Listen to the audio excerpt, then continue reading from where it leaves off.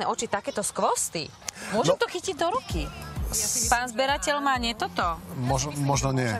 Ale pozor, niektoré sú ťažké. Tak ja, že niektoré sú nabité. Sa budeme rozprávať tentokrát o zberateľských dňoch, ktoré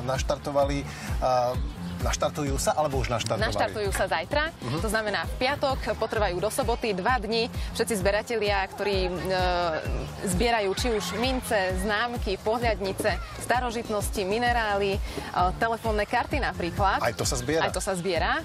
Tak sú vítaní v Inchebe, pretože sa začínajú už zajtra o 10. hodine Bratislavské zberateľské dni, medzinárodný veľký. Tam sa teda chodia ľudia skôr pozerať, že čo všetko zaujímavé sa zbiera, alebo tí ľudia medzi sebou aj vymieňajú rôzne veci, dá sa dokúpiť do svojej zbierky, spojiť zbierku so zbierkou niekoho iného?